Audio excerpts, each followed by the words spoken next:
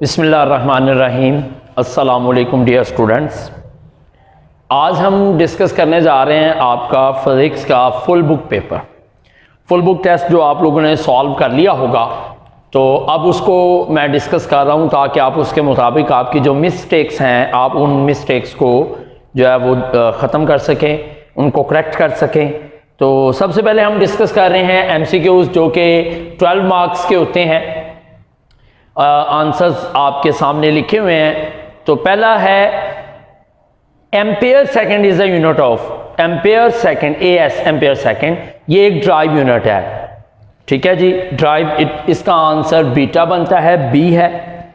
उसके बाद second MCQ 1 टेरा, prefix है टेरा और ये 10 पावर 12 होता है, लिहाजा इसका आंसर आपका A बनता है यानी अल्फा। ठीक है जी। MCQ number 3, what is the unit of deceleration. Deceleration negative acceleration को कहते हैं। एक्सेलरेशन जो सा मर्जी हो उसका unit metre per second square होता है। चार्ली आंसर है, C इसका आंसर है। ठीक है जी। इसके बाद fourth MCQ, formula of centripetal acceleration is, centripetal acceleration का formula AC is equal to V square over R। तो ये आपके पेपर पर डेल्टा आंसर बनता है, D इसका आंसर है। ठीक है जी। MCQ number 5, a body is in complete equilibrium when, कहता है एक बॉडी कंप्लीट इक्विलिब्रियम में होगी कब? जब उसमें सिग्मा fx 0 हो, सिग्मा fy 0 हो, सिग्मा टा 0 हो। तीनों ऑप्शन मौजूद हैं। फिर एंड पे ऑप्शन दे रहा है ऑल ऑफ दीज। तो जाहिर बात है ये ऑल ऑफ दीज वाली ऑप्शन जो है ये करेक्ट है, क्योंकि ये सारी कंडीशंस पूरी होंगी तो फिर जो है वो बॉडी इक्विलिब्रियम में होगी। तो इसका डेल्टा आंसर है क्वेश्चन नंबर 5 का। फिर इसके बाद MCQ number 6, value of gravitational constant at the surface of moon is. यहां ग्रेविटेशनल कांस्टेंट पूछा है, ग्रेविटेशनल एक्सेलरेशन नहीं, यानी कैपिटल G की बात कर रहा है। तो बेटा कैपिटल G यूनिवर्सल कांस्टेंट है। ठीक है जी। और ये यूनिवर्सल कांस्टेंट जो है इसकी वैल्यू हर जगह सेम होती है। तो इसकी वैल्यू है 6.67 10 पावर -11 न्यूटन मीटर स्क्वायर पर किलोग्राम स्क्वायर। तो इसका आंसर चार्ली बनता है। इसके बाद 7, orbital speed of low orbital satellite is. Low orbital satellite की स्पीड कितनी होती है? जो अर्थ के करीब सैटेलाइट होता है उसकी होती है 8000 मीटर पर सेकंड, यानी डेल्टा आंसर है। ठीक है जी। MCQ नंबर 7 का। तो इसमें 0 की ऑप्शन भी है, वो ना लगा दीजिएगा, वो जियो स्टेशनरी सैटेलाइट की होती है। 1 horsepower is equal to 1 horsepower 746, यानी अल्फा आंसर इसका बनता है। इसके बाद 9 MCQ, a body will sinks if, एक जिस्म डूब जाएगा अगर, कब डूबेगा? जब अपथ्रस्ट उसके वेट से कम हो, F up less than W। तो ये अल्फा आंसर इसका जो है ना वो बन रहा है, A answer MCQ number 9। MCQ number 10, normal human body temperature is 37 degree Celsius. Celsius scale में 37 होता है, फारेनहाइट स्केल में 98.6 फारेनहाइट होता है, लेकिन यहाँ पे बीटा ऑप्शन करेक्ट है। What happens to the thermal conductivity if a wall of a wall if its thickness is doubled? कि अगर किसी दीवार की मोटाई को 2 गुना कर दिया जाएगा तो उसकी थर्मल कंडक्टिविटी के क्या हो जाएगी? तो ये आपको पता है थर्मल कंडक्टिविटी कांस्टेंट है। कांस्टेंट है तो इसकी वैल्यू कांस्टेंट रहेगी। ये डिफरेंट मटेरियल के लिए डिफरेंट होती है, लेकिन एक मटेरियल के लिए ये जो है ना वो डिफरेंट नहीं होती, तो लिहाजा ये कांस्टेंट रहेगी। ठीक हो गया, इसकी वैल्यू चेंज नहीं होगी। बोर्ड वालों ने भी इसकी करेक्शन कर लिया, गवर्नमेंट टीचर्स ने भी। इसके बाद question number 12, unit of latent heat of fusion is. Latent heat of fusion यानी पिघलाव की मख्फी हरारत का यूनिट क्या होता है? ठीक है, वो है जाउल पर किलोग्राम। डेल्टा आंसर है इसका। ठीक है जी, डेल्टा आंसर इसका बनेगा। MCQs के बाद अब हम बढ़ते हैं आगे आपके सब्जेक्टिव टाइप यानी शॉर्ट क्वेश्चंस की तरफ। तो शॉर्ट क्वेश्चंस में बेटा आपके पास, आपको पता है 3 पोर्शन होते हैं, क्वेश्चन नंबर 2, क्वेश्चन नंबर 3 और क्वेश्चन नंबर 4। ये तीनों शॉर्ट क्वेश्चंस होते हैं। 8 शॉर्ट क्वेश्चन में होते हैं जिनमें आपने 5 अटेम्प्ट करने होते हैं। ठीक है जी। तो आपको पता है कि आपने कोई से भी 5 MCQ अटैम्प्ट करने हैं, तो इसमें ये है कि मैंने पहले भी बताया है कि फुल बुक पेपर को ज़रा इस ध्यान से आपने जो है ना वो सॉल्व करना है कि अगर आपने एक्स्ट्रा क्वेश्चन अटैम्प्ट करने हैं तो वो उसी पोर्शन के अंदर करने हैं। और ये बात गलत होती है, जो कुछ टीचर कह देते हैं कि नहीं जी एक्स्ट्रा क्वेश्चन अटैम्प्ट नहीं करने, वहाँ मार्किंग नहीं होती इनकी। ये बात बिल्कुल सरासर गलत है। 9th-10th लेवल पे इनकी जो है ना वो चेकिंग होती है और इनकी मार्किंग भी होती है, लेकिन एक्स्ट्रा क्वेश्चन आपने बेटा जिस पोर्शन में एक्स्ट्रा करने हैं वो उसी पोर्शन में करने हैं। लास्ट पे एक्स्ट्रा क्वेश्चन करने का कोई फायदा नहीं होगा। ठीक है जी। जैसे क्वेश्चन नंबर 2 है, इसमें अटेम्प्ट तो 5 करने हैं, लेकिन अगर आप 6 करना चाहते हैं तो छठा भी इसी के अंदर करेंगे, 7वां भी इसी के अंदर ही करेंगे, जितने भी अटेम्प्ट करना चाहते हैं, लेकिन टाइम के लिहाज से। जी, question number 1, define prefixes and prefixes को डिफाइन करना है। डेफिनेशन आपकी बुक में दी हुई है। ठीक है जी। ऐसे units have advantage that their multiples and submultiples are written in the form of prefixes. Prefixes are the words or the letters that are added before SI units. ये पूरी डेफिनेशन आपने लिखनी है, आपकी बुक पर लिखी हुई है। फिर एक एग्जांपल देनी है, एग्जांपल मैंने लिख दी है। जैसे है 2000 ग्राम। अब 2000 को आप लिख सकते हैं 2 × 10³ ग्राम, और आपको पता है 10³ किलो होता है, तो 2 किलोग्राम। तो ये जो K है ये प्रीफिक्स है। इस तरह से एग्जाम्पल देनी है आपने। इसके बाद estimate your age in seconds, अपनी एज को सेकेंड्स में। फर्ज करें आपकी एज 14 ईयर्स है, तो ईयर्स को पहले डेज में कन्वर्ट करेंगे, फिर डेज को आवर्स में कन्वर्ट करेंगे, आवर्स को मिनट्स में कन्वर्ट करेंगे, मिनट्स को सेकंड्स में कन्वर्ट करेंगे। कुछ जगहों पर टीचर्स ये करते हैं कि वो ईयर्स को पहले मंथ्स में करते हैं, उसमें थोड़ी सी प्रॉब्लम आ जाती है। ठीक है जी, मैं पूरा गलत तो नहीं कहता, लेकिन ये है कि किसी मंथ में 28 डेज होते हैं, किसी में 30 होते हैं, किसी में 31 होते हैं, तो वो एक थोड़ा सा ना गलत सा कॉन्सेप्ट हो जाता है। लिहाजा आप लेकिन हमें ये तो पता है कि एक ईयर में 365 डेज होते हैं, तो आप डायरेक्ट जो है ना वो उसको किस में कन्वर्ट करें, डेज में। ठीक है, इस तरह से आप इसको सेकंड्स में कन्वर्ट करेंगे, बाद में मल्टीप्लाई करके सेकंड्स में आंसर लिख दीजिएगा। ठीक है जी। Question number 3, define vernier constant. Vernier constant होता क्या है? वर्नियर कैलिपर का लीस्ट काउंट। तो जो वर्नियर कैलिपर के लीस्ट काउंट की डेफिनेशन आपकी बुक में दी हुई है ना, the difference between the one small reading on the main scale and the one small reading on the vernier scale, ठीक है जी, is called the least count. उसी लीस्ट काउंट को हम वर्नियर कांस्टेंट कहेंगे, जो कि 0.1 मिलीमीटर होता है। उसके बाद क्वेश्चन नंबर 4 जो है, differentiate between displacement and distance. तो जब भी डिफरेंस वाला सवाल आए, आपको मैंने बताया हुआ है क्वेश्चन है, तो आपने सेंटर में लाइन लगानी है और लाइन लगाकर डिफरेंस लिखना है। एक तरफ लिखेंगे डिस्टेंस, एक तरफ लिखेंगे डिस्प्लेसमेंट, और कम से कम 2 डिफरेंस देने होते हैं। और एक बात और याद रखिएगा, बड़ा अहम पॉइंट है, बड़ा अहम पॉइंट है, वो ये है कि आपने सबसे पहला जो डिफरेंस देना होता है वो दोनों क्वांटिटीज की डेफिनेशन देनी होती है। जैसे डिस्टेंस और डिस्प्लेसमेंट है, तो पहले आपने डिस्टेंस और डिस्प्लेसमेंट की डेफिनेशन देनी है, फिर सेकंड डिफरेंस में आप इनकी क्वांटिटी लिख दें कि डिस्टेंस स्केलर है, डिस्प्लेसमेंट वेक्टर है। समझ आ रही बात की? ठीक है, ये 2 डिफरेंस आप मेन इनमें लिख दें। क्वेश्चन नंबर 5 जो है वो है, what is gravitational acceleration. Gravitational acceleration की डेफिनेशन पूछी है, तो ग्रेविटेशनल एक्सेलरेशन क्या होता है? The acceleration produce in a body due to the force of gravity. Gravity की वजह से पैदा होने वाला एक्सेलरेशन, ठीक है, उसको ग्रेविटेशनल एक्सेलरेशन कहते हैं। स्मॉल जी से रिप्रेजेंट करते हैं, और इसकी वैल्यू होती है 10 मीटर पर सेकेंड स्क्वायर। तो डेफिनेशन के साथ इसकी वैल्यू आप लिख दें, इसकी रिप्रेजेंटेशन लिख दें, ज्यादा बेहतर होगा। ठीक हो गया। इसके बाद क्वेश्चन नंबर 6 है, what is law of inertia. Law of inertia क्या होता है? Law of inertia Newton first law of motion को कहते हैं। बेटा यहां इनर्शिया की डेफिनेशन नहीं पूछी गई, लॉ ऑफ इनर्शिया पूछा गया, तो Newton first law of definition की लॉ की डेफिनेशन देनी है, फर्स्ट लॉ ऑफ मोशन की। और वो डेफिनेशन क्या है? A body continue its state of rest or of uniform motion in a straight line provided no net force acts on it. ठीक है, this is called Newton's first law of motion and also called the law of inertia.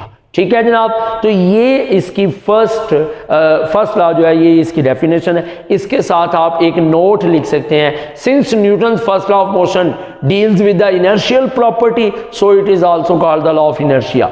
या अगर उसने example पूछी है ना तो कोई एग्जाम्पल दे सकते हैं, जैसे रेस्ट वाली एग्जाम्पल दे सकते हैं कि एक बॉडी रेस्ट में है तो वो रेस्ट में रहेगी जब तक उस पर फोर्स ना लगाए, या एक बॉडी मूव कर रही तो मूव करती रहेगी जब तक उस पर फोर्स ना लगाए। आपकी बुक में दी हुई हैं एग्जाम्पल्स। इसके बाद 7 differentiate between weight and mass. फिर डिफरेंस का क्वेश्चन आ गया, फिर सेंटर में लाइन लगानी है, एक तरफ मैस की हेडिंग देनी है, एक तरफ वेट की हेडिंग देनी है, ठीक है जी। तो मैस जो है उसकी पहले दोनों की डेफिनेशन देनी है। टोटल 7 डिफरेंस लिखवाए हुए हैं, 7 डिफरेंसेस मैंने आपको ये लिखवाए हुए हैं, लेकिन इसमें आपने शॉर्ट क्वेश्चन है 2 या 3 डिफरेंस दें आप मैक्सिमम, लेकिन पहला डिफरेंस डेफिनेशन होगा, दूसरा डिफरेंस आप कोई भी दे सकते हैं, इनकी क्वांटिटी बता सकते हैं, इनके फार्मूले बता सकते हैं, इनकी वैल्यू के बारे में बता सकते हैं। समझ आ रही बात की? कोई भी डिफरेंस आप बता सकते हैं। Question number 8, why gun recoil. वो कह रहा है कि when a gun is fired it recoils, why, कहता है जब गन को फायर किया जाता है वो रिकॉइल हो जाती है, क्यों, इसकी क्या रीजन है, ठीक है। ये उसमें आपका जो है ना law of conservation of momentum वाला जो टॉपिक है उसमें ये बुलेट एंड गन वाली एग्जांपल जो जहाँ शुरू होती है वहाँ लिखा हुआ है कि जब गन को फायर किया जाता है तो फायर करने से पहले गन भी रेस्ट में है, बुलेट भी रेस्ट में है, दोनों का इनिशियल मोमेंटम क्या है, 0। लेकिन जब गन को फायर किया जाता है तो बुलेट जब गन से बाहर निकलती है तो वो मोमेंटम एक्वायर कर लेती है। तो मोमेंटम को कंजर्व रखने के लिए, ताकि पूरे सिस्टम का टोटल मोमेंटम कांस्टेंट रहे, तो गन पीछे की तरफ रिकॉइल करती है। तो गन का रिकॉइल होना वजह होती है ताकि मोमेंटम जो है वो क्या रहे, कंजर्व रहे, ठीक है जी। वहां रीजन इसकी बताई हुई है। अब आते हैं क्वेश्चन नंबर 3 की तरफ। क्वेश्चन नंबर 3 जो है ये भी शॉर्ट क्वेश्चन 8 नहीं होंगे जिसमें से आपने 5 अटेम्प्ट करने हैं, लेकिन आपकी मर्जी है, आप 6 भी कर सकते हैं, 7 भी कर सकते हैं। एक्स्ट्रा क्वेश्चन की चेकिंग भी होती है, मार्किंग भी होती है, मैं फिर से बता रहा हूं आपको, ठीक है जी। पहला क्वेश्चन है डिफाइन टॉर्क, तो आप टॉर्क की डेफिनेशन देंगे, साथ में इसका फार्मूला और यूनिट, दोनों चीजें दे दें बेहतर है, या फार्मूला दे दें या यूनिट दे दें। टॉर्क क्या होता है, turning effect of force is called torque, ठीक है। साथ में इसका फार्मूला दे दें। फार्मूला आपको पता है, टॉर्क का formula tau is equal to F multiply by L, ठीक है जी। इसमें F फोर्स है और L मूवमेंट आर्म है, इसका यूनिट न्यूटन मीटर होता है, ठीक हो गया। इसके बाद what is principle of movements. Principle of movements क्या होता है, आपको पता है टॉर्क को ही मूवमेंट कहते हैं, टॉर्क ये मूवमेंट ऑफ फोर्स, ये प्रिंसिपल ऑफ टॉर्क्स है, ठीक है जी। A body is in equilibrium if a body is balanced if sum of clockwise movement acting on it is equal to the sum of anti-clockwise movements acting on it, ठीक है। ये principle of movements है, उसकी definition आपकी book में दी हुई है। इसके साथ एग्जांपल मैंने आपको लिखवाई हुई है, a metre rule balanced on a wedge, metre rule balanced on a wedge, एक वेज पे बैलेंस किया हुआ जो मीटर रूल है, ये जो है वो इसकी एग्जांपल है जो कि मैंने आपको लिखवाई हुई है, ठीक हो गया। इसके बाद जो है ना वो क्वेश्चन नंबर 2 है, ठीक है जी, वो है 3 है, और right mathematical forms of first and second conditions of equilibrium, ये मैंने लिख दी है। फर्स्ट कंडीशन की पूरी मैथमेटिकल फॉर्म आपने लिख देनी है, एक्स कंपोनेंट्स का सम भी 0, वाई कंपोनेंट्स का सम भी 0, यानी sigma F is equal to 0। Second condition sigma tau is equal to 0, यानी तमाम टास्क का सम जो है वो क्या होना चाहिए, 0 होना चाहिए, ठीक है। इसके बाद question number 4, define gravitational field strength. Gravitational field strength की डेफिनेशन चैप्टर नंबर 5 में ग्रेविटेशनल फील्ड वाले टॉपिक में दी हुई है, ठीक है। In the gravitational field of the body, gravitational field of the earth, the gravitational force acting on the body is called gravitational field strength। बाद में इसकी वैल्यू लिख देंगे, इसकी वैल्यू g की वैल्यू यानी स्मॉल g ग्रेविटेशनल एक्सेलरेशन कितनी होती है, 10 मीटर पर सेकंड स्क्वायर, या फिर आप कह लें 10 न्यूटन पर किलोग्राम, ठीक है। एक ही न्यूटन पर kilogram metre per second square, दोनों सेम यूनिट हैं, ठीक है जी। तो आप इसमें ये इसकी वैल्यू साथ लिख देंगे, ठीक है जी। इसके बाद क्वेश्चन नंबर 6 है, on what factors the orbital speed of satellite depends, ठीक है जी। सैटेलाइट की क्वेश्चन नंबर 5 मिसप्लेस हो गया। Law of gravitation, law of gravitation बताना है, इसमें आप इसकी डेफिनेशन देंगे, ठीक है जी। every body in this universe attracts every other body with a force. That force is directly proportional to the product of their masses and inversely proportional to the square of the distance between their centers. ठीक है, और इसका साथ formula बता देंगे, और इसका formula आपको पता है F is equal to G m1 m2 over d square. ठीक है, ये साथ फार्मूला आप बता देंगे इसके साथ. Question number 6, on what factors orbital speed of satellite depends. Orbital speed किस पर डिपेंड करती है, कितने फैक्टर्स होते हैं जी बेटा. इसके फार्मूला के मुताबिक अगर हम देखें ना, orbital speed VO is equal to under root GH into R plus H. ठीक है, अकॉर्डिंग टू दिस फार्मूला, इस फार्मूला के मुताबिक ऑर्बिटल स्पीड दो फैक्टर्स पर डिपेंड करती है. एक है GH, और आपको पता है GH क्या होता है, ग्रेविटेशनल एक्सेलरेशन ऑन हाइट. ठीक है जी, और दूसरा फैक्टर है H. ठीक है, H क्या है, H है height of the satellite from the surface of the earth. ये दो फैक्टर्स हैं. R जो है इसमें रेडियस ऑफ अर्थ है, वो तो कांस्टेंट रहता है. समझ आ रही बात की. ठीक है जी, इन दो फैक्टर्स पर डिपेंड करती है.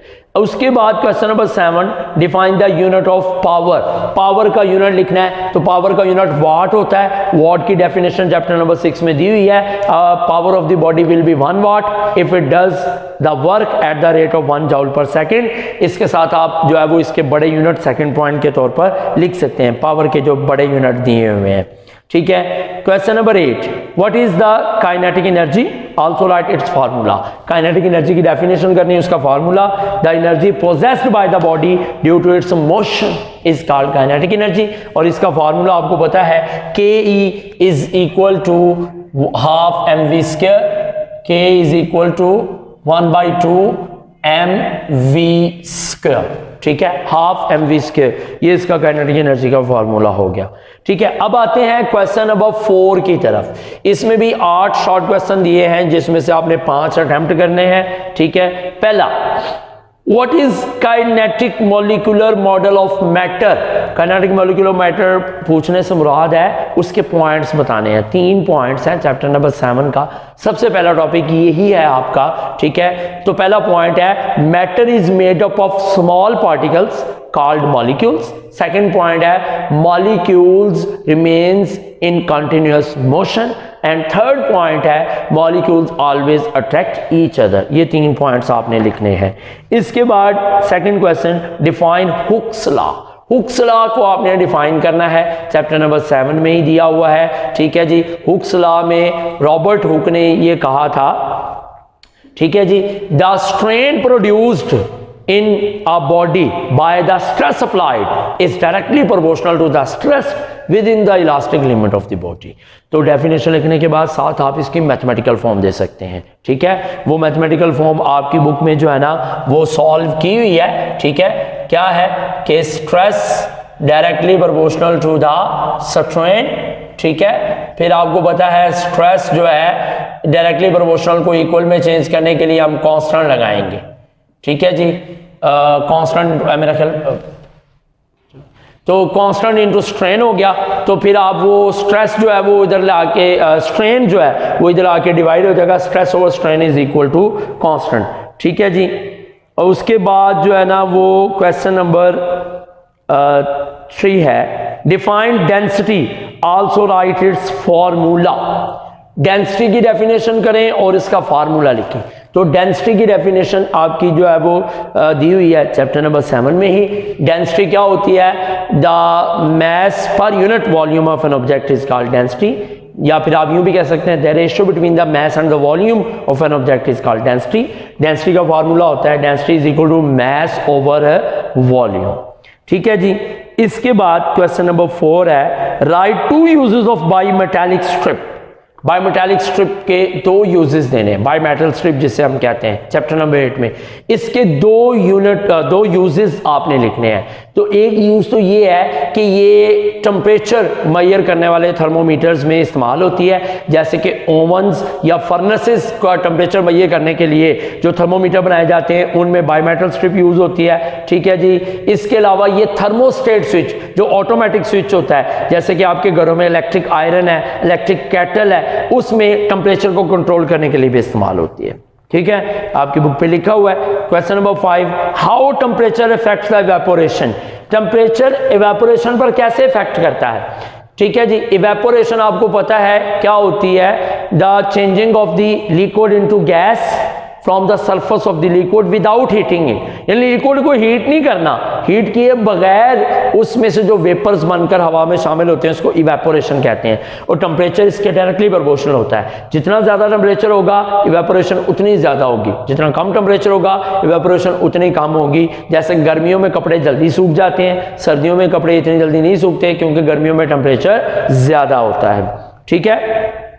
इसके बाद क्वेश्चन नंबर 6 है, डिफाइन कन्वेक्शनल करंट। ये कन्वेक्शनल करंट है, ठीक है जी। कन्वेक्शनल करंट से कन्वेक्शन करंट ही है, जिन्हें हम थर्मल्स कहते हैं। समझ आ रही? डेफिनेशन मैंने बुक पे भी दी हुई है, कन्वेक्शन करंट्स इन एयर, ठीक है जी। चैप्टर नंबर 9 में मैंने भी लिखवाई हुई है। ये करंट्स क्यों पैदा होते हैं? डेंसिटीज के डिफरेंस की वजह से। जहां डेंसिटीज में डिफरेंस आ जाता है तो वहां जो है ना वो हायर डेंसिटी से लोअर डेंसिटी की तरफ फ्लो शुरू हो जाता है, ठीक है।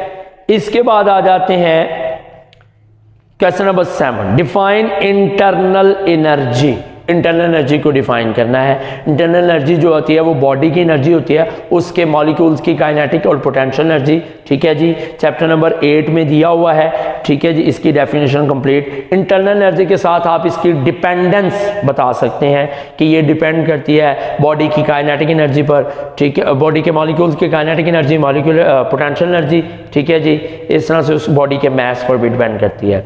इसके बाद question number 8, what is convection. Convection क्या है? चैप्टर नंबर 9, कन्वेक्शन की डेफिनेशन, ठीक है जी। ये हीट को ट्रांसफर करने का तरीका है, the mode of transfer of heat by the actual movement of the molecules from one place to another, ठीक है। इसको कन्वेक्शन कहते हैं। इसके साथ आप कोई भी इसकी एग्जांपल जो है ना वो सेकंड पॉइंट के तौर पर दे सकते हैं, ठीक है बेटा। अब हम आते हैं लॉन्ग क्वेश्चंस की तरफ। अब आपका लॉन्ग क्वेश्चंस का पोर्शन है, तो इसमें टोटल 3 क्वेश्चन है, जिसमें से आपने कोई से 2 लॉन्ग क्वेश्चंस जो हैं वो अटेम्प्ट करने हैं। तो हर क्वेश्चन के 2 पार्ट हैं, ए एंड बी। तो आपने जो भी लॉन्ग क्वेश्चन अटेम्प्ट करना होता है उसी के दोनों पार्ट करने हैं, यानी क्वेश्चन नंबर 5, 6 एंड 7। इनमें से आपने कोई से 2 अटेम्प्ट करने हैं, क्वेश्चन नंबर 5, ठीक है, या क्वेश्चन नंबर 6 या क्वेश्चन नंबर 7 है, तो कोई से 5, 6 कर लें, 5, 7 कर लें, 6, 7 कर लें। लेकिन जिसका ए पार्ट करना है उसी का बी पार्ट करना है। ये ना हो कि ए पार्ट किसी का और बी पार्ट किसी का हो, इस तरह से नहीं आपने करना। तो पहला क्वेश्चन है question number 5 A part, law of conservation of momentum. Momentum के कंजर्वेशन का कानून जो है, इसमें आप सबसे पहले डेफिनेशन देंगे। डेफिनेशन जो है वो आपकी बुक पे दी हुई है, ठीक है। डेफिनेशन के बाद आप बताएंगे सिस्टम क्या होता है, सिस्टम की डेफिनेशन, फिर आइसोलेटेड सिस्टम की डेफिनेशन। आगे वो क्या कह रहा है, and explain the spheres example, यानी आपने इसको एक्सप्लेन करना है स्फीयर्स की एग्जांपल के जरिए। तो असल में ना आपकी बुक में ये काफी लेंथी क्वेश्चन दिया हुआ है, आपने इसको स्फीयर की एग्जांपल के जरिए से एक्सप्लेन करना है। लेंथी ये दिया हुआ है कि इसमें जो है ना वो आपकी बुक में बैलून की भी एग्जांपल है, स्फीयर की भी है, गन की भी है। इसके अलावा जो है ना वो आपकी जो एग्जांपल है बुलेट और गन की और जेट इंजन वगैरह की एग्जांपल मौजूद है। लेकिन उसने चूंकि एक्सप्लेन उसने स्फीयर की एग्जांपल से क्या है, लिहाजा जो स्फीयर की एग्जांपल आपकी बुक में मैथमेटिकल फॉर्म उसकी दी हुई है वो सारी आपने उसमें एक्सप्लेन करनी है, ठीक है। इसके बाद इसका क्वेश्चन नंबर बी जो है वो न्यूमेरिकल है। न्यूमेरिकल में कह रहा है a train starts from rest with an acceleration of 0.5 metre per second square, find the speed in kilometre per hour when it has moved through 100 metre, ठीक है। ट्रेन रेस्ट से स्टार्ट हो रही, इसका मतलब हम उसकी इनिशियल वेलोसिटी वी आई 0 लेंगे, उसमें एक्सेलरेशन पैदा हो रहा है 0.5 मीटर पर सेकेंड स्क्वायर और डिस्टेंस उसने 100 मीटर मूव किया है। वो कह रहा है 100 मीटर डिस्टेंस मूव करने के बाद इसकी स्पीड क्या होगी। तो सारी बात है जब रेस्ट से स्टार्ट हुई है तो वी आई 0 है, तो बाद वाली जो स्पीड होगी वो फाइनल स्पीड होगी, वो वी एफ होगी, वो हमने फाइंड करनी है, लेकिन वो फाइंड करनी है किलोमीटर पर आवर। किसमें फाइंड करनी है? किलोमीटर पर आवर में, ठीक है। उसके लिए आप थर्ड इक्वेशन लगाएंगे। थर्ड इक्वेशन लगा के पहले आप इसको वी एफ को फाइंड कर लेंगे, उसके बाद किलोमीटर पर आवर में निकालने के लिए किलोमीटर पर आवर में निकालने के लिए जो आपकी वैल्यू आई होगी उस वैल्यू को आप जो है ना वो 3600 से मल्टीप्लाई करेंगे और 1000 पे डिवाइड करेंगे, ठीक है। किलोमीटर पर आवर में, मीटर पर सेकंड में आएगी वो, उसको किलोमीटर पर आवर में करने के लिए 3600 से जो है ना वो आप मल्टीप्लाई करेंगे और 1000 पे डिवाइड करेंगे, तो वो आपकी कन्वर्ट हो जाएगी किलोमीटर पर आवर में, ठीक हो गया। इसके बाद क्वेश्चन नंबर 6 जो है वो है, इसका पार्ट ए जो है वो है कह रहा है explain resolution of forces. Resolution of forces को एक्सप्लेन करना है। डेफिनेशन देंगे पहले आप उस रेजोल्यूशन ऑफ फोर्सेस की, ठीक है। चैप्टर नंबर 4 में ये टॉपिक मौजूद है। उसके बाद परपेंडिकुलर कंपोनेंट्स की डेफिनेशन देंगे, फिर उसकी थोड़ी सी एक्सप्लेनेशन जो डायग्राम के मुताबिक है। डायग्राम बनाना ज़रूरी है, डायग्राम बना के उसके आपने एक्सप्लेनेशन थोड़ी सी बतानी है कि डायग्राम में क्या आपने किया है। उसके बाद उसकी जो डेरिवेशन है उसके कंपोनेंट्स की, एफ एक्स कंपोनेंट्स कैसे निकालेंगे, एफ वाई कंपोनेंट्स कैसे निकालेंगे, वो आप उनकी सब हेडिंग्स भी बना सकते हैं, वो मैंने पहले आपको बताया हुआ है, सारा एक्सप्लेन किया हुआ है। उसके बाद जो न्यूमेरिकल है, ठीक है, इसका बी पार्ट जो है कह रहा है calculate the power of pump which can lift 200 kilogram of water through a height of 6 metre in 10 seconds. वो कह रहा है कि आप एक पंप है उसकी पावर निकालनी है जो 200 किलोग्राम पानी को 6 मीटर तक जो है वो 10 सेकेंड्स में जो है वो उसको खींच रहा है, ठीक है जी। तो इसमें मैस उसका 200 किलोग्राम है, हाइट 6 मीटर है, टाइम 10 सेकंड दिया हुआ है, पावर फाइंड करनी है। तो पावर फाइंड करने यहां पर दो मेथड आप यूज कर सकते हैं। पहले तो ज़ाहिरी बात है कि हम ये देखेंगे कि वो पंप कितनी फोर्स लगा रहा है। तो ज़ाहिरी बात है कि पंप उस वाटर पे कितनी फोर्स लगाएगा जितना उस वाटर का क्या है वेट है। तो पहले हम वेट निकालेंगे, वो वेट ही उसका फोर्स होगी, F = W and W = mg। इस फार्मूला से हम फोर्स निकाल लेंगे। फिर हम जो है ना वो वर्क निकालेंगे, W बराबर है F × H वाले फार्मूला से। फिर हम पावर निकालेंगे वर्क ओवर टाइम, जो वर्क आएगा उसको टाइम पे डिवाइड कर देंगे। दूसरा मेथड ये है कि आप वेट का फार्मूला लगा के पहले फोर्स निकाल लें, फोर्स निकालने के बाद आप डायरेक्ट फार्मूला लगाएंगे पावर = वर्क ओवर टाइम, और वर्क होता है FH, ठीक है जी, FH। तो यहां पर ये जो वर्क की वैल्यू है फार्मूला में डायरेक्ट पुट कर दें, तो P = FH ओवर टाइम, ठीक है जी। तो इसमें वैल्यूज पुट करेंगे तो आपके पास वो उसकी पावर निकल आएगी। क्वेश्चन नंबर 7 जो है इसका a part, define Young's modulus and prove that y = FL0/A delta L। तो पहले यंग्स मॉडुलस की आप डेफिनेशन देंगे, फिर थोड़ी सी 1-2 लाइन में उसकी आपकी बुक में एक्सप्लेनेशन लिखी हुई है जिसमें वो रॉड के बारे में बताता है कि उसकी ओरिजिनल लेंथ ये है, हम स्ट्रेच करें तो वो डेल्टा L हो जाएगी। वो एक्सप्लेनेशन थोड़ी सी देनी है, फिर मैथमेटिकल फॉर्म है उसकी सारी, वो ड्राइव करना है उसको आपने, फिर आपने एंड पे यंग्स मॉडुलस का यूनिट देना है जो बनता है न्यूटन पर मीटर स्क्वायर, ठीक हो गया।